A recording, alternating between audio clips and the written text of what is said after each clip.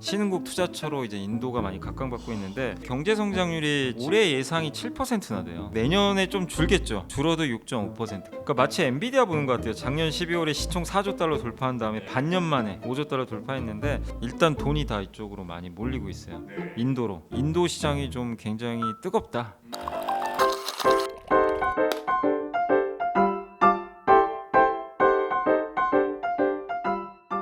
매일같이 느껴지는 지식 갈증, 오늘도 경제살롱에서 내려드리는 지식 차 한 잔으로 깔끔하게 해소하고 가시죠. 어서 오세요. 경제살롱의 박재민입니다. 오늘은 주식계의 핫 이슈를 만나보는 시간, 바로 염블리의 주주클럽 LS증권의 염승환 이사님 모셨습니다. 어서 오세요. 네, 안녕하세요.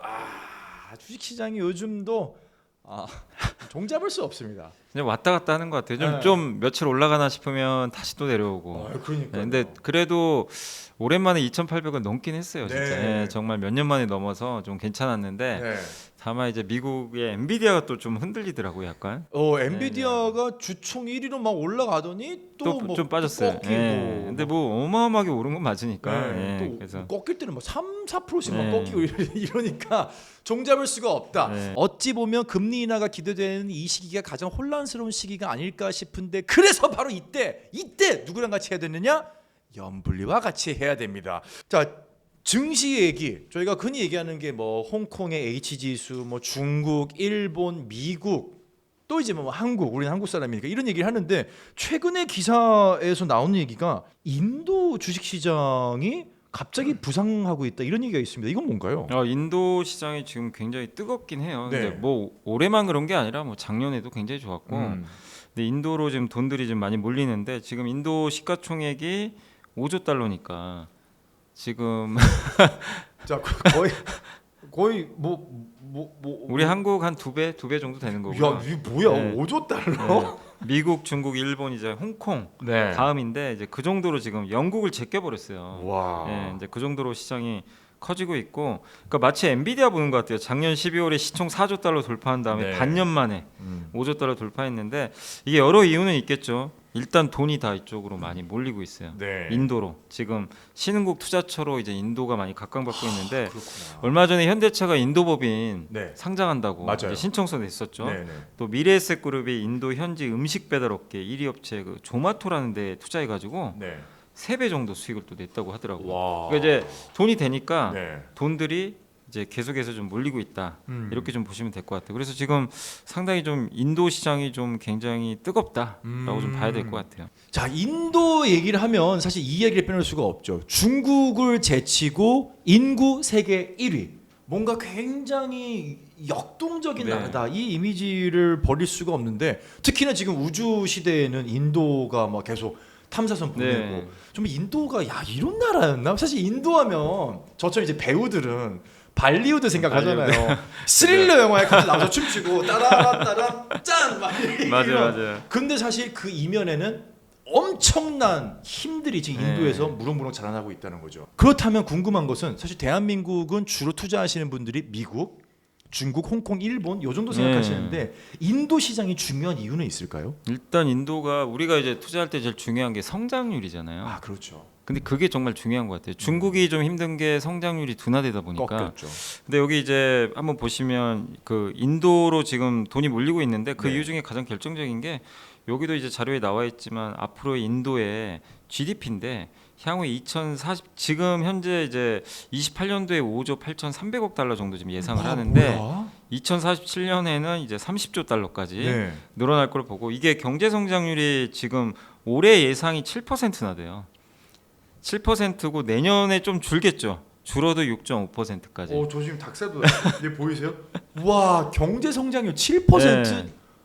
그러니까 이제 굉장히 고성장을 한 이런 국가, 그러니까 인구가 많은데 이렇게 고성장하는 국가가 그렇게 많지는 않은 편인데 중국과 이제 반대기를 지금 가고 있는 게 좀 특징적이고, 그다음에 이제 중간에 보셨겠죠, 아시겠지만 구글, 마이크론, 테슬라는 아직 결정된 건 아닙니다. 근데 테슬라도 인도 모디 총리하고도 예전에 일론 머스크가 만났잖아요. 그래서 아마 공장을 지을까 말까 좀 고민하는 것 같은데, 또 여기에 미국의 유명한 공장들도 들어가고, 또 최근에 인도하면 또 AI를 빼놓을 수 없어요. 인재들이 그럼요. 되게 많아요. 네. 그거 아시겠지만 그 소프트웨어 인재들 굉장히 많잖아요. 네. 그래서 마이크로소프트가 5조 원, 아마존이 17조 원. 인도가 전 세계 AI 인재 한 16% 정도 고위를 했다고 하더라고요. 아 저런 수치도 있군요. 네, 그러니까 굉장히 좀 과학기술 쪽에 어떻게 보면 굉장히 이제 강한 네. 그런 좀 국가 중에 좀 하나로 좀 알려져 있고, 그래서 파이낸셜 타임즈도 마이크로소프트가 지금 이제 인도에 데이터 센터 건설하려고 하는데 미국 다음으로 큰 AI 연구 개발 사업 본거지로 인도를 또 낙점을 했다고 하더라고요. 예. 그 인도가 사실 또 이렇게 지금 영국의 수낙 총리도 어떻게 보면 인도 사람이잖아요. 그렇죠. 예. 그러니까 세계 이게 정치 경제적으로도 이 영향력을 굉장히 지금 예, 옛날과 다르게 굉장히 인도인들이 뭐 이게 선진국 쪽에도 네. 발을 좀 많이 뻗치고 있어서 굉장히 좀 성장을 좀 많이 하고 있다. 그래서 이런 국가로 어떻게 보면 돈이 몰리는 건 좀 당연한 거 아닌가 이렇게 야. 좀 생각하고 있습니다. 인도 증시가 세계 5위로 성장할 수 있었던 만큼 어떻게 보면 그 원인과 그 원동력을 분석을 좀 해봐야 될 것 같은데 이 힘은 결국은 정책의 힘일까요? 정책이 정말 중요하죠. 아. 정부 정책이 정말 이게 중요한 게 이런 이제 개발도상 우리도 사실 마찬가지 개발도상국에서 거의 선진국까지 왔고 사실 선진국이죠 어떻게 보면 네. 선진국인데 근데 정부의 역할이 없었다고 할 수는 없는 거잖아요. 이 과정에서 근데 뭐 중국은 공산당이 이끌었죠. 이끌면서 사실 중국도 옛날에 모택동 시절에는 사실 경제보다는 이념 논쟁이 좀 있었지만 그렇죠. 덩샤오핑이 집권하고 나서 아, 그럼요. 자본주의를 넣어버렸죠. 네. 그러면서 엄청나게 빨리 성장했는데 네. 인도도 결국 모디가 중요한 것 같아요. 모디 총리. 모디 총리. 예, 그러니까 이 모디 총리의 역할은 뭐냐면 여기도 나와 있죠. 메이크 잇 인디아라고 아 메이드 인 인디아가 메이크 잇 아니고. 인디아 아. 제조업을 육성하는 거예요. 야. 원래 인도는 서비스업 강국이에요. 비중이 높아요. 서비스업이. 우리나라랑 중국은 제조업이 강하잖아요. 그렇죠. 예, 미국도 서비스업이 강하고. 네. 근데 미국이 요새 뭐하죠? 제조업을. 제조업 부흥하죠. 똑같아요. 그렇죠. 인도도 제조업 가자. 제조업만이 살 길이다. 그래서 근데 여기 특징이 뭐냐면 조금 중국과 다른 점이 있어요. 중국은 무조건 중국 안에다가 공장 지으면 물론 테슬라한테는 특혜를 줬어요. 네. 50대 50대 합작 공장으로 가야 돼요. 맞아요. 예. 그게 무서운 점이죠. 예, 근데 테슬라는 좀 특혜를 준 거죠. 네. 예, 그런 걸 안 했지만 현대차도 중국과 합작했잖아요. 그렇죠. 5대5로. 네. 그러면 간섭이 많아요. 그렇죠. 결국은 나중에 뺏겼다는 사례도 예, 많이 저희가 기술 들었고. 유출도 있을 네. 수도 있고. 근데 인도는 그런 게 좀 없어요. 현대차 100%잖아요. 아 그러네. 네. 그래서 해외 기업을 좀 우대를 해줘요. 예. 와. 우대해준 그리고 또 정책 중에 인도에서 생산하는 국내외 기업한테 많이 만들면 보조금 주는 생산 연계 인센티브 이런 지원금도 있고 그리고 또 최근에 포스트 차이나 네. 그러니까 중국에 있는 제조업 공장들이 인도로 많이 가죠. 미국 기업들이 빼고 있죠. 네, 인건비가 4분의 1밖에 안 되니까 중국에 잠깐만요. 중국도 중국의- 인건비가 싸다고 알려져 있는데 중국의 4분의 1. 예. 워낙 싸니까. 그리고 그러니까 이제 이 많은 기업들이 이쪽으로 가고. 근데 네. 중요한 건 또 시장이 있어야 되잖아요. 네, 시장이 네, 없으면 네. 안 되는데 무엇보다 인도는 인구가 되게 젊어요. 그렇죠. 여기도 이제 나와 있지만 그 세계에서 가장 젊은 인구인데 15에서 64세 우리 흔히 생산 가능 인구가 네, 네. 67.3%. 아 제가 그리고 이 데이터 보고 깜짝 놀란 게 인구의 42.7%가 25세 이하예요. 와 그러면 여기 25세 이하가 길거리 걸어다니면 거의 다 젊은 사람이에요. 거의 다 그 두 명 중에 한 명은 그냥 다 젊은이죠. 와. 그러니까 거의 노년층이 굉장히 극소수고 네. 거의 젊어요. 그만큼 이제 출산율이 또 높다 보니까 야 이럴 그럴 수가 수도 있구나. 있죠. 예. 그러니까 이게 또 장점이죠 사실은. 네. 그 나라 이제 인구 우리 지금 얼마 전에 윤석열 대통령도 정책 우리 인구 비상사태 선포했잖아요. 네. 그 문제가 뭐죠? 젊은 사람이 없잖아요. 그렇죠. 점점. 근데 인도는 정반대 현상이 나오고 있어서 그래서 이런 부분들이 인도에 좀 어떻게 보면 그 이 증시가 세계 5위로 좀 올라가는 또 배경 중에 하나가 아닌가 보고 있습니다. 어쩌면 Make it India 현재 저희 여러분들 대부분의 공산품들 뒤집어 보면 다 어디서 나왔나요? 메이드 인 차이나잖아요. 근데 어쩌면 우리 자녀 세대는 메이드 인 인디아가 뭐 그냥 일반 대명사처럼 쓰여질 날도 올 수가 있겠다는 생각이 들 정도로 굉장히 지금 전폭적으로 정책적으로 그다음에 어떤 국가의 환경이라든지 상황이 인디아라고 하는 인도라고 하는 나라를 굉장히 성장을 시키고 있다라는 느낌을 받게 되는데 또 그런 얘기도 있더라고요. 이 중국이 지금 현재 좀 경제 상황이 안 좋잖아요. 네. 미중 갈등 속에서 인디아가 상대적으로 좀 수혜를 입었다 이런 이야기도 있는데 이건 좀 어떻게 보시나요? 그것도 이제 맞는 게 미국과 중국이 갈등하는데 우리 그 옛날에 이제 이런 전쟁할 때 전략 중에 그런 게 EJ 전략이라고. EJ 그러면 예, 적의 적을 이용하는 거잖아요. 네. 그러니까 적의 적은 내 편이 편이죠. 되는 거예요. 네. 예. 그러니까 인도가 딱 지금 그 케이스예요. 뭐냐면 인도가 중국과 사이가 굉장히 안 좋은 건 다들 알고 계실 거예요. 그래서 여기도 나와 있지만 한 이제 증권사 자료인데 옛날에 62년도 중인 국경 분쟁 2017년 충돌 20년 이게 국경지대에서 이런 데서 실제 무력 충돌이 좀 있었어요. 그러면 사망 그죠. 사건도 네. 있었고. 근데 그렇게 진짜 총칼 들고 싸울 정도면 네. 굉장히 심각한 거죠. 아, 그래서 그렇죠. 그때 막 그 중국 스마트폰 막 불태우고 맞아요, 불매 맞아요. 운동하고 난리가 맞아요. 아니에요. 예. 그러네. 생각보다 사이가 진짜 안 좋네요. 안 좋아요. 네. 근데 국경지대를 안 되고 있어요. 근데 둘 다 굉장히 강대국들이잖아요. 네, 그러니까 네. 항상 위험한데 미국 입장에서는 지금 중국과 지금 굉장히 사이가 안 좋잖아요. 음. 근데 사실 옛날로 돌아가 보면 1970년대 소련하고 싸울 때 음. 미국이 그때 중국에 공을 많이 들였죠. 아 그렇죠, 그렇죠. 예, 이제 어떻게 보면 소련과 중국은 같은 공산주의 국가인데 네. 미국은 중국과 친하게 지내려고 그렇죠. 했어요. 왜? 적의 적은 또 적이니까. 근데 같은 공산주의인데 또 서로 사이가 안 좋았어요. 네. 약간 이제 그런 전략이 인도 쪽에도 지금 이제 가는 것 같아요. 근데 인도는 실리주의 외교예요. 네. 절대 누구 편도 잘 안 들려 그래요. 네. 근데 그렇죠. 그렇다고 미국하고 적은 아니잖아요. 네. 근데 중국하고는 확실히 좀 안 좋죠. 아. 그러니까 이제 중국을 견제하는 입장에서 또 지도로 보면 이쪽 중국과 맞닿아 있으니까 이 인도를 사실 미국이 만약에 중국이 인도랑 너무 친하게 지내면 이 동남아 권역을 인도가 그러니까 중국이 다 가져가 버릴 수가 있어요. 통째로 가져가는 굉장히 거죠. 위험한 거죠. 네. 근데 인도가 이렇게 막아주면 중국의 이제 진출을 막아주는 효과도 네. 생기거든요. 어. 그래서 이제 지리적으로도 그런 좀 이제 미국한테 너무나 이제 인도가 중요해진 거죠. 네. 그러다 보니까 이제 미국은 인도한테 계속해서 지원을 좀 하는 거고 네. 또 한 가지가 인도가 여기 이제 1대1로 아시죠? 이게 아, 중국에서 동남아 통해서 유럽까지 실크로드 만드는 네. 그건데 그거 견제하려고 바이든이 아이맥이랑 회랑을 만들었어요. 작년에 G7이 정상회담에서 여기 G20 정상회담까지 이제 출범을 했는데 네. 인도에서 시작해가지고 중동 거쳐서 그리스까지 가는 거예요. 이게 무역 루트거든요. 네. 근데 이게 좀 쉽지 않아진 게 이스라엘이 여기서 이제 갑자기 전쟁 나다 보니까 아 그렇죠. 여기에 전제 조건이 사우디랑 이스라엘이 친하게 지내야 돼요. 맞아요. 근데 원래 그거 하려고 했는데 네. 제가 알기로는 전쟁 난 배경 중에 하나가 이스라엘하고 이제 사우디가 이거 국교 맺으려고 하니까 그렇죠. 이거 뭐냐. 그거 그래서 해방하려고. 맞아. 근데 네. 그게 이제 요런 부분도 좀 있었다고 보시면 될 것 같아요. 아, 결국은 경제 루트의 논리도 예. 여기 들어가 있군요. 근데 여기서 출발 지점이 인도고 이제 결국 원래는 중국에서 출발해서 가는 건데 인도를 이제 중심으로 놓고 미국이 하는데 당연히 인도 모디 총리는 당연히 좋죠. 이런 이제 현상들이 너무 좋으니까 G7 정상회의 개최 전부터 굉장히 적극적으로 네. 이런 것들을 얘기를 했다고 합니다. 그래서 결국 바이든의 이런 그 중국 1대1로 견제 측면에서 제일 핵심적인 국가가 네. 인도가 될 수밖에 없다. 네. 그래서 미중 갈등 속에서 인도가 당연히 더 중요해질 수밖에 없는 그런 국가로 지금 떠오르고 있는 것 같아요. 네.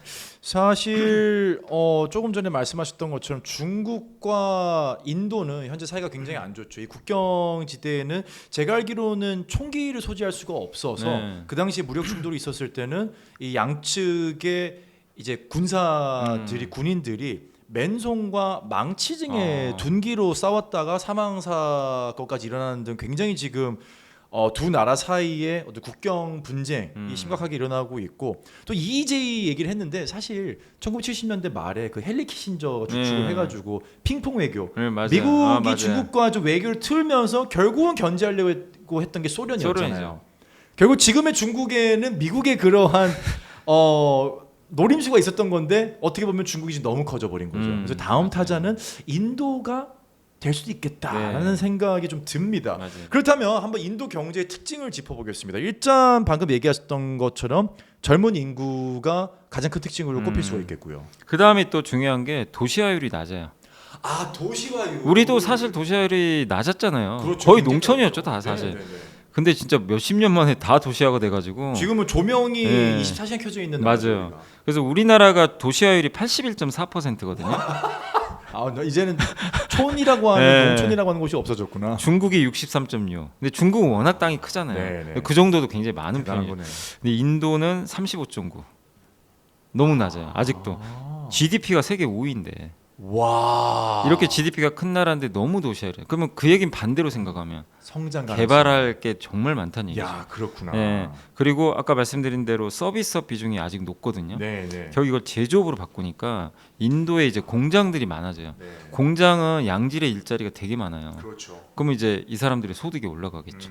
그럼 당연히 소비 시장도 커질 수밖에 없고. 아. 그래서 인도 경제가 지금 뭐 엄청 좋다 이게 아니라 이런 요건들을 갖추고 있게 돼. 아까 젊은 인구도 마찬가지. 그러니까 네네. 잠재력이 되게 좀 뛰어날 수밖에 없는 그런 국가다라고 좀 봐야 될 것 같아요. 사실 제가 대학 때 그 경제학 언론 수업 들을 때를 생각해 보면 예. 브릭스라고 해가지고 브릭스 맞아요. 네, 뭐 브라질, 그다음에 인도, 인도, 차이나, 맞아요. 네. 뭐 러시아였나요? 네, 맞아요. 이렇게 그러니까 인도가 각광을 받기 시작한 지 벌써 한 10몇 년, 뭐 20년 가까이 되는데 네. 이제는 진짜 예. 인도가 치고 올라갈 때가 된 것 같네요. 그때 좀 뭐 들어갔어야 되나 싶기도 한데. 자, 달리는 코끼리라는 단어가 붙을 정도로 인도 증시가 뜨면서 전 세계 자금이 어쨌거나 인도로 지금 몰려들고 있는 상황입니다. 실제로 지금 어느 정도의 현상이 일어나고 있는지 분석을 좀 해주시죠. 여기 이제 한 신문 기사도 있지만 네. 보시면 인도 펀드 이제 우리나라에서 투자들이 하는 펀드인데 네. 인도 투자 관련된 국내 공모 펀드가 지금 27개 정도 되고요. 오. ETF가 7개 정도 돼요. 되는데 네네. 이게 합산 순 자산이 22년도 말에는 요 정도였어요. 8,898억. 네. 근데 올해 지금 6월 기준으로 3조가 어머. 넘었어요. 와. 돈이 실제 들어오기 시작하는 거예요. 인도가 되니까. 근데 대신에 사람들이 이제 중국에서 돈을 빼는 거죠. 중국 펀드도 한참 유행한 적 기억나시죠? 중국에서 빠져서 일어나는 거구나, 이쪽으로도 지금. 오고, 그러니까 뭐 우리나라 주식시장이 실망해서 간 부분도 있을 거고, 네. 미국 다음으로 어쨌든 돈이 지금 제일 많이 늘어나고 있어요. 실제 해외 펀드 쪽으로는. 네. 그래서 실제로 이렇게 돈이 들어오고 있고, 근데 이거는 우리나라 이제 투자자들이 펀드 통해서 투자하는 것도 있겠지만. 네. 해외 기업들이 이제 인도에 직접 투자하는 경우도 있잖아요. 뭐 공장을 짓거나 그걸 네. 우리가 보통 FDI라고 하거든요. 해외 네. 직접 투자. 이게 9년 동안 무려 615조 원이 들어간 거예요. 음. 인도에. 예, 해외 자금들이. 와. 그러니까 이제 인도는 금융 시장으로도 돈이 들어가고 이제 주변의 인프라라든가 이런 걸 구축하는 그런 자금들도 꾸준하게 들어가고 있다. 네. 어떻게 보면 지금 미국과 인도가 정말 제조업 이 두 나라가 제조업에서 이렇게 서로 주거니 받고 하냐는 거 상상이 안 갔던 그림인데 네. 정말 너무 좀 그 현상이 좀 독특하죠. 둘 다 서비스업 국가인데 그럼요. 지금 제조업 국가로 바뀌기 위해서 엄청난 돈들을 여기에 쏟아놓고 있다. 이게 굉장히 좀 특징적이고 네. 그래서 이런 데서 오히려 좀 잘 찾아보면 또 기회가 많이 생길 거는 같아요. 그러겠네요. 아까 말씀하셨던 것처럼 조금 더 앞으로 좀 돌아가 보면 현대자동차 인도법인이 IPO를 한다고 발표를 하면서 인도 증시에 이제 도전장을 내민 상태입니다. 네. 현대차 주가가 들썩거리기도 했는데 그렇다면 인도가 이렇게 뜨겁다면 우리나라에서 인도를 진출하는 기업이 현대차만 있지는 않을 것 같거든요. 네. 또 어디가 있을까요? 뭐 LG전자도 있고 몇 개 그래요? 있어요. 롯데웰푸드라고 그 제과회사 네네네. 거기도 이미 진출했고 꽤 오래돼 있어요. 그렇군요. 제가 알기로 포스코도 진출했던 걸로 알고 있고. 포스코는 네. 그랬던 것 같네요. 네. 그래서 지금 많은데 근데 이제 한번 자료 보시면 제일 이제 가장 핫한 건 현대차 그룹이죠. 현대차죠. 그래서 현대차 그룹이 원래 기아가 여기 아난타푸르라고 이쪽에 이제 공장이 하나 있고요. 여기가 네. 이제 연간 한 36만 대 정도 생산을 하고 네. 그다음에 요 밑에 첸나이 공장 1, 2 공장이 있는데 여기가 83만 대 정도. 네. 원래 있는 공장인데 여기가 좀 주목해야 될 게 GM 공장이에요. 원래 여기가. 근데 GM이 이제 사업 접고 나간다고 했기 때문에 GM 공장을 이제 현대차가 인수해 버린 거예요. 그렇구나. 탈레가온이라고. 네. 근데 여기가 원래 이 공장은 원래 중국이 먼저 계약을 했어요. 원래는. 근데 인도 정부가 이제 안 된다. 불어를 중국. 했구나. 네, 불어를 했어요. 안 돼. 중국한테 팔기 그냥 싫지. 그래서 현대가 가져갔어요. 네. 그래서 현대 입장에서는 좋죠, 사실. 좋죠. 예. 그래서 그게 있고 오른쪽에 롯데웰푸드입니다. 이쪽에 그렇군요. 네, 롯데웰푸드의 이런 이제 경과 공장들이 여기 있고 이쪽이 이제 빙가 공장들이에요. 예. 빙과 예, 빙가. 공장. 롯데상가 합병이 있거든요. 아. 그래가지고 이 롯데웰푸드가 지금 빙가 공장을 2027년 그러니까 빙가 회사 중에 하브모라고 있거든요. 네. 인도에 네. 2017년에 이 회사를 이제 인수를 해버린 거죠. 인도 회사를. 예, 인도 회사를 직접 있었고 그 롯데웰푸드도 이게 진출한 지 꽤 된 게 2004년에 인도 제과업체 페리스를 인수했어요. 벌써 20년 됐어요. 인도에 이미 그렇군요. 진출한 지가. 그러니까 M&A를 통해서 진출을 했고 그리고 인도에서 이 롯데 초코파이가 인기가 굉장히 많대요. 아. 그래서 이번에 초코파이 제 3라인 이제 작년에 이제 증설을 했고 빼빼로 공장이 올해 첫 이제 글로벌 첫 빼빼로 공장이 우리나라만 있는데 네. 인도에 이제 처음으로 해외 빼빼로 공장이 만들어지게 되고 빙가 공장도 올해 8월에 이제 가동에 들어갑니다. 증설을 해서 20년. 그러니까 네. 제가 학교 수업 때 들었던 인도가 향후에 경제 거점이 될 것이다라고 했던 그때 어떻게 보면 첫 삽을 이미 롯데가 떴었군요. 예. 근데 이제 이런 시장이 커질 수밖에 없는 게 인도는 앞으로 소비 잠재력이 어마어마하거든요. 네, 네. 그리고 인도가 더운 나라니까 저는 빙가 사업 되게 잘 될 것 같아요. 그렇죠. 근데 인도가 단점이요. 네. 콜드 체인이 없대요. 잘 안 돼 있대요. 아, 콜드 체인이었구나. 그래서 이게 넘어가기가 어렵나 봐요. 그래서 현지화 반드시 해야 된대요. 이 주변 지역에서 그러네. 아직은 유통망이 제대로 안 된 거예요. 지역마다 그리고 공장을 세워야겠네. 근데 우리 기억나잖아요. 옛날에 아저씨들이 밤마다 아이스케이크 아이스케이크 하면서 여기 그 스티로폼 기억나죠? 상자에다가 기억나시죠 그거? 저희 동네에는 네. 저희도 한 2010년까지도 그분 다니셨어요. 맞아. 찰떡하고. 예. 우리도 그랬잖아요. 네. 우리도 그때는 왜냐면 유통망이 안 돼 있을 아유, 때니까. 사먹는 거 재미가 있었어요. 근데 인도도 지금 그런 상태래요, 약간. 아. 근데 바뀌겠죠. 이제 이런 롯데헬푸드가 여기 괜히 투자한 게 아니죠. 그렇죠. 유통망이 깔릴 거고 이제 현지화되면서 그러면은 사람들이 이제 롯데헬푸드에 롯데 상강에 이런 이제 빙가를 먹게 되겠죠. 이야. 예. 그런 것까지 염두에 두고 있어서 굉장히 좀 그러니까 우리 옛날에 그 마치 한국의 80년대 좀 보는 느낌 그런 느낌이 좀 드는 것 같아요 지금. 여러분도 혹시 80년대 때 회사를 다니셨던 뭐 아버님 어머님께서 이 방송을 보고 계시거나 혹시 그 80년대 때 뭐 고등학생 정도였던 분들이 아마 기억나실 거예요. 우리 아버님 세대가 항상 그런 얘기 하시잖아요. 네. 정말 눈 뜨면 돈을 벌 수 있는 길들이 보였고 눈 뜨면 빌딩 하나 새로 지어지고 그러니까 정말 초고속 성장을 했던 시기 그 시기를 지금 이 인도가 겪고 있는 게 아닌가. 그렇다면 우리는 이미 그 영광의 시기를 한번 누려봤기 때문에 인도가 얼마나 무섭게 성장할 수 있을지 조금 이제 가늠이 될 것 같은데 자 그러면 이럴 때 대한민국의 코스피 코스닥이 아니라 인도에 한번 투자를 해보겠다라고 좀 생각하시는 분들은 투자 계획과 전략을 좀 어떻게 세우고 특히 좀 어떤 분야를 보면 좋을까요? 저는 이제 인도는 직접 투자가 안 돼요. 그래요. 예, 그러니까 그 인도에도 기업들 많잖아요. 네네네. 못 사요. 살 수가 없어요. 외국인이라서 우리가 못 사요. 살 수가 없다고 합니다. 엔비디아를 직접 살 수 있지만 네네. 못 사요. 그래서 간접 투자밖에 할 수가 없어요. 결국은 ETF 같은 걸로. ETF나 펀드. 그래서 오히려 그래서 저는 더 안전하다고 봐요. 그러네요. 왜냐하면 우리가 인도 기업을 정확히 알 수가 없잖아요. 어렵죠, 사실. 근데 단지 인도가 성장한다고 샀는데 그 회사가 부도날 수도 있는 거고. 그렇죠. 그러니까 근데 인도 경제가 이렇게 성장을 하면 우리나라도 그렇잖아요. 80년대 이후로 어쨌든 증시가 많이 올랐죠. 근데 그 과정에서 쓰러진 기업도 정말 많거든요. 그렇죠. 근데 만약에 그런 기업을 샀으면 이 과실은 나는 하나도 못 먹는 거죠. 아, 그럼요. 근데 만약에 내가 그냥 이 우리나라 증시에 투자하는 ETF나 네. 펀드를 샀으면 네. 주식시장이 성장하는 과정에서 그 열매를 먹는 거죠. 그렇죠. 그러니까 마치 S&P 500 지수 사는 것처럼. 음. 그래서 저는 인도 투자할 때는 반드시 간접 투자가 가장 좋다. 아, 그래서 네네. 여기도 지금 나와 있지만 이게 언론사에서 나온 건데요. 이게 우리나라에 상장된 ETF예요. 밑에 있는 게. 네. 요 ETF는 이제 요걸 투자를 하시면 인도에 직접 투자하는 거랑 똑같은 효과가 생기는 거죠. 그래서 이런 것들 또 위에는 미국에 상장된 거예요. 네. 미국 ETF니까 이런 것들을 우리가 타이밍을 어떻게 알겠어요. 근데 분명한 건 2, 3년 후에 인도가 지금보다 나아지겠죠. 그렇죠. 네, 그렇게 조금이라도 더 나아지겠죠. 분명히. 그러면은 분할로 그런 거죠. 매월 내 월급의 일부를. 그러니까 내가 만약에 인도에 관심이 있다면 그렇지. 그런 식의 적립식 투자가 지금은 가장 바람직하고 그게 아니라면 직접 투자를 한다면 아까 말씀드린 그 이제 우리 한국 기업층에 직접 진출한 기업. 아, 네. 이제 역으로 사는 거죠. 네네. 그런 식의 투자는 저는 좀 낫지 않나 이렇게 보고 있고 그리고 무엇보다 인도를 좀 좋게 보는 건 이게 중산층 때문에 그래요. 네. 이게 중산층 인구인데 현재 2018년 기준으로 2억 9,300만 명 정도 된대요. 많다.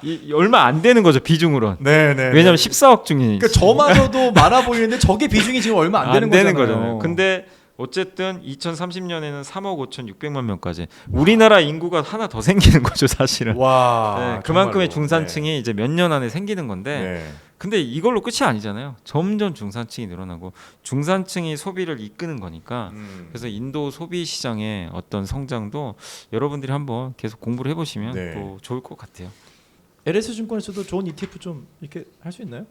저희는 이제 ETF가 지금 저희 나오진 않습니다. 그렇군요. 저희는 아쉽네요. 거기 또 ETF 할 수 있는 자산운용사가 있어야 돼가지고 저희는 아직 네, 또 좋은 게 좀 나오게 기대하면서 자 그렇다면 인도 시장을 바라볼 때 직접 투자가 안 된다라는 점을 말씀해 주셨는데 혹시 이거 말고도 좀 주의해야 될 점이 있을까요? 근데 이제 우리가 인도에 대한 낙관론을 많이 얘기하지만 네. 인도도 지금 모디 총리가 계속 연임을 하잖아요. 그렇죠. 그러면 약간 독재 리스크가 있을 수도 있어요. 정치적인 항상. 이슈가. 그래서 고인물은 또 썼거든요. 잘못하면. 맞아요. 그래서 그런 이제 모디 총리가 경제를 지금 이끌어오는 건 사실이지만 이 사람이 영원히 할 수는 없는 거잖아요. 그럼요. 또 어느 시점에 정치 불확실성이 나올 수는 있다. 네. 그런 점 염두에 두시고 그리고 우리가 생각하는 인도가 이렇게 고성장하니까 결국 이제는 중국은 끝났나? 이건 아니에요. 중국과 인도는 아직도 경제 규모 차이가 어마어마합니다. 중국 GDP가 18조 5,300억 달러인데 네. 인도가 3조 9,300억 달러니까 6배 정도 6배 차이 차이 나요. 와. 이 간격을 아무리 미국이 중국을 견제하고 이런다고 당장 이 구도가 바뀌진 않아요. 그렇구나. 그러니까 시간이 걸린다는 거예요. 이런 점을 염두에 두고 하셔야지. 당장 이제 중국은 끝났고 인도만 된다. 이 논리도 되게 위험하다는 거죠. 네. 중국도 나름대로 되게 큰 나라예요. 어쨌든 그렇죠. 세계 2위잖아요 GDP가. 네. 그렇기 때문에 천천히. 그러니까 분명히 인도 투자는 저는 합리적이라고 생각해요. 이렇게 앞으로 성장할 게 나라나 그런 기업이 투자를 하는 게 맞는 건데 다만 그 속도는 언제든지 변할 수도 있고 네. 또 인도라는 나라의 정치적 리스크도 분명히 있는 거니까 음. 그런 점들은 좀 염두를 해두시면서 보시면 좋을 것 같습니다. 네. 6배까지는 아니고 한 4배 조금 넘게 4배, 차이가 5배, 나는 것 예. 같은데 4-5배 차이 나는 것 같은데 이 격차가 아직까지는 굉장히 크군요. 자 어쨌거나 대한민국을 넘어서 다른 나라의 시장도 분명히 우리가 공부를 해야 될 필요성에 대해서 우리 연블리 연미사님께서 한번 짚어주셨던 시간이었던 것 같습니다. 여러분 투자는 여러분들의 몫입니다. 하지만 그 몫에 저희가 조금이라도 도움이 될 수 있도록 계속해서 길라잡이 역할을 해드리도록 하겠습니다. 연블리 염승환 이사님과는 여기서 인사 나누겠습니다. 감사합니다. 감사합니다.